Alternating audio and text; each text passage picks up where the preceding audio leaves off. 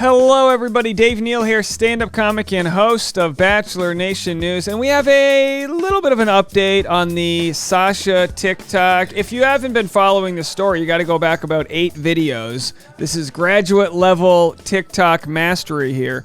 The lady on the left there, a senior in college, I believe, or graduating, I don't know.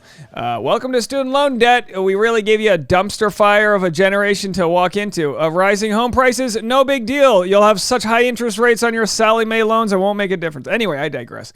So she made a TikTok saying she slept with Clayton and or with a recent bachelor, made it vague. And then, of course, he was like, no, I'm in a different time zone. It wasn't me. He provided evidence. Susie provided evidence. It wasn't him. She was like, no, it is you. She kind of, stood her ground with her sort of accusations there. And it makes us wonder, like, did she not understand the consequences? Did she really think that she was dealing with Clayton? Even when they provided proof that it wasn't him, she waited till her video had almost 1 million views before taking it down, issued an apology. I've spoken with her. She seems sweet. She seems like a sweet person.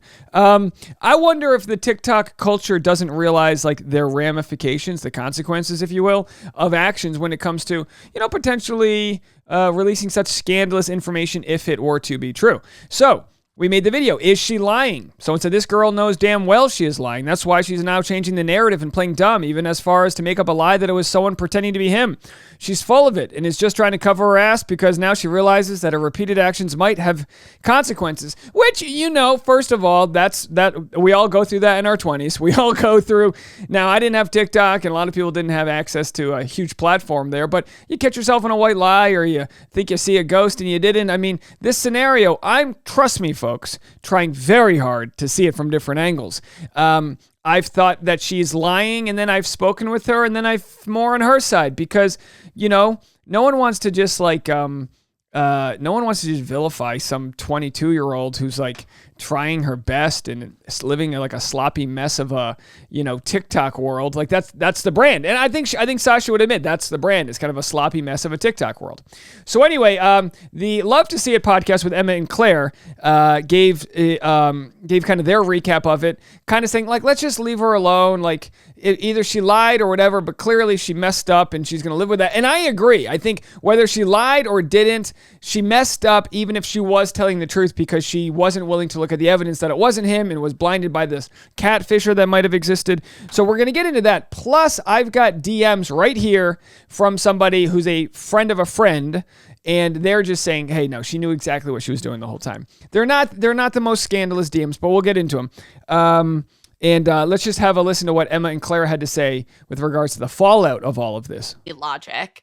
And the thing that was weird here is that, like, for me, if I had been Sasha on the receiving end of this, I would have quite quickly been like, oh, clearly there's some like seeds of doubt. Even if I'm telling the truth that I believe that this is what happened, like what I'm seeing, you would assume that it would complicate that narrative for her. But she really like remained oddly defiant and just kept being like, LOL, this is my truth. Like, Us Weekly wants to interview me. So Clayton provided her the evidence that it wasn't him, and still that wasn't enough for her. So that should have been reason alone to be like, okay, this is like that, fake news world where like if you don't agree with something, you just call it fake news. So which isn't always the case. Some things are real even if we don't like them. And Clayton was really in Arizona, but we wanted to believe, hey, maybe he was fabricating it, right? You kind of want to believe the scandalous side. Maybe he had a burner phone and he actually was in New York trying to pick up some chicks. Like, it's like, come on, this is ridiculous. And of course,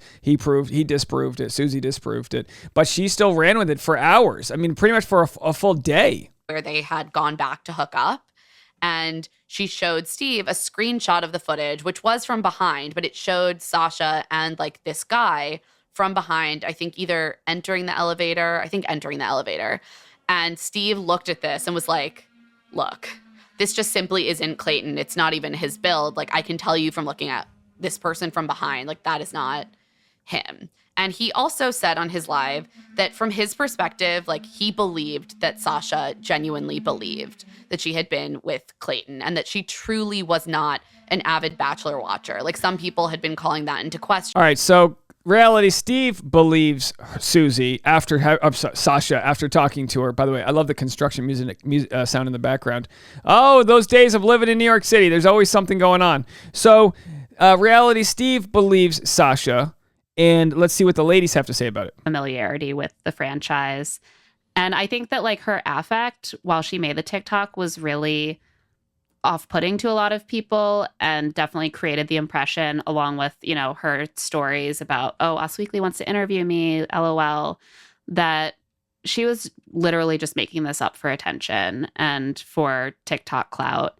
And I'm just like hesitant to definitively say that about a young woman. Okay, so here's what I love about them. You know what I mean?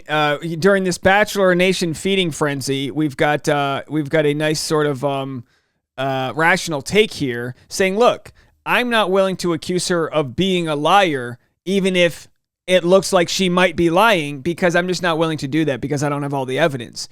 Would have been nice for Sasha to have looked at all the evidence before accusing Clayton publicly of doing all that. But what we get to see here is people that have a little bit more, I don't know, ability to see nuance and understand, you know, being it Emma and Claire, able to look at this from a scenario that's not, all right, she's got to be a liar. She's got to be this. And I look, watch all my videos. I've gone back and forth where I go, some people are saying she's a liar. Some people aren't. I'm providing some information from everyone who's been following this closely. Reality Steve spoke on the phone with her and believes her. I've talked to her through DMs and voice notes, because I much prefer a voice note than a phone call. It just doesn't put you on the spot. You know, you get out what you need to say, you wait a minute. And she definitely didn't think whatever was going to happen. It's almost like this. It's almost like worst case scenario, she was playing with fire and didn't realize she was going to burn down a village or you know what I mean? I don't think she was trying to commit arson with her story. I think she was trying to, in best case scenario, go viral on TikTok. Best case scenario, go viral on TikTok, maybe not realizing the collateral damage, the wake that she was casting in the process. Does that mean she lied about all of it? No, but she could have. She could have either lied or she could have been catfished. Those are the two options presented to us at this time. Let's just, let's finish up here. Who is getting a lot of negative attention right now because of this. Like, obviously, it's not okay to, you know, to put Clayton and Susie through what she put them through. Basically. Okay, so obviously she could have handled it differently. That's what we get there. So then I said I have DMs from someone who knows Sasha that says that it was fabricated, and then I got scolded before I even shared that. Someone says, if you verify the identity and relationship to Sasha and the DMs themselves, sure, make it clear that the evidence you have is for the veracity of those claims. So it's like I'm talking to my lawyer here. And then people says, people now this is where it gets a little too, like, people don't realize I'm not a private investigator here. I share information as it comes out, and I will not put my name behind information if I haven't vetted it, but I'll say, like, here's a rumor, here's what people are talking about. So check the apartment about whether they release the apartment footage or what their policy on requesting and releasing footage is. I know Nick supposedly said a lawyer helped her, but he's the only one saying that, and I'm confused how a lawyer would help without any legal action going on. Lawyers help people out. Sometimes they want to do it just to help people out. Sometimes they do it pro bono. If there is any other screenshot of the Uber receipt that has the time on the phone uncovered, what time the first message was sent to Susie. So this is information I just don't have. I don't have this information, and I don't claim to. And then the other thing someone wanted to know was who was the person who sent me DMs that I shared.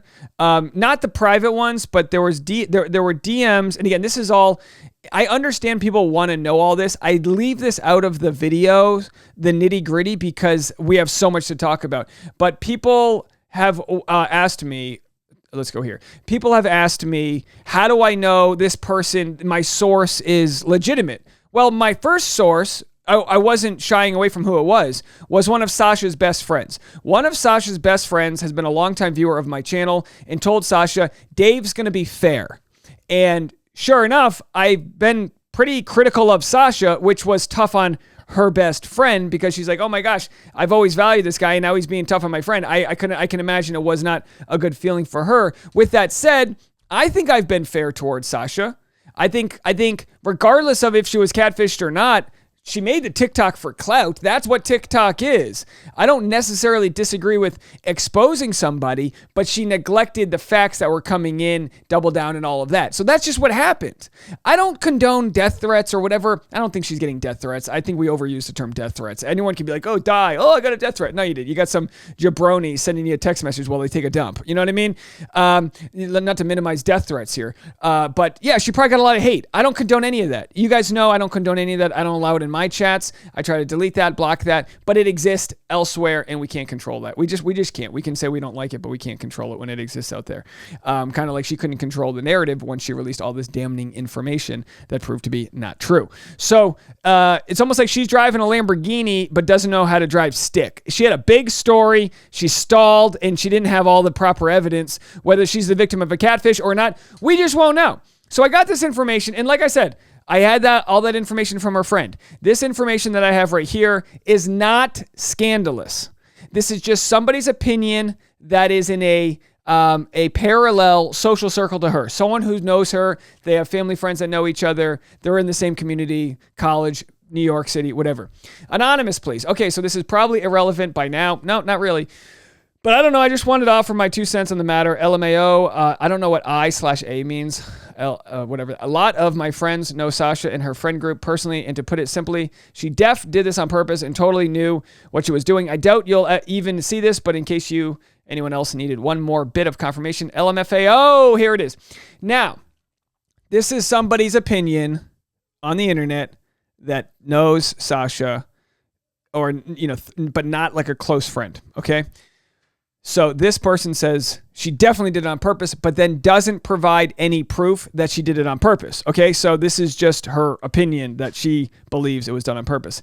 Hi again, sorry for the delayed response. Okay, so Sasha's from Connecticut. We already knew that. I'm from Redacted, but she's a senior at Redacted, and a lot of Redacted students, I redacted this, not her, party in New York City on the weekends, breaks, and usually go to the same bars as fresh out of college postgrads. So we've run into them a lot. Her dad's side of the family is Redacted, known each other for quite a while. Unfortunately, I don't have any concrete proof. It's just kind of the reputation she has around the city, her school. With all that being said, I really don't think she intended to literally end their relationship, slander Clayton. She just wanted people to think she was getting male celeb attention and never thought it would get back to her. Sorry, that was kind of all over the place. Let me know if you have any other questions. Again, I know probably none of that is super crazy tea or anything. I just figured it would provide some context about her. Forgot to mention she's Redacted, graduated last May, and have been living in the city ever since, and she graduates this May. All right, so the person who's texting me... Okay, anyway, you get the point. All right, a lot of redacted information there. So, I like this. I like the way this texter ended it by saying, look, she's got a bad reputation for playing with fire.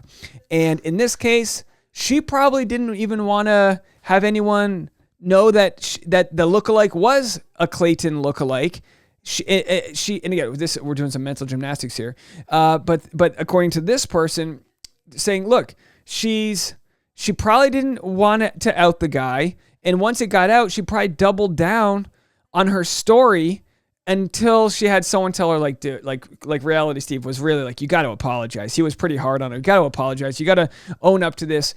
Just apologize for not having all the information, and you were wrong, and this and that, and that's what she did. So again, this wasn't a steaming pile of tea, but the idea that people that know her are saying, hey, she just does this stuff, because we showed you in the last video yesterday that she's already made these types of videos with hockey players and D-list celebrities.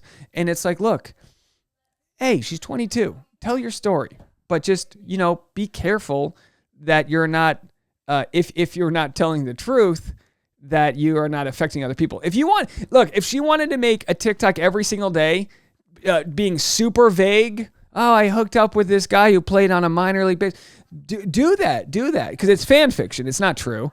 And just do a better job of not making it so specific. That would be my advice. She made it so specific that it was either Clayton or Matt James or Blake Moynes. I mean, those are the only people. I got no Blake's, but there was only a couple people it could have been. So immediately, it was too specific. So that's my thought with regards to all of it. Let me know what you guys think about that.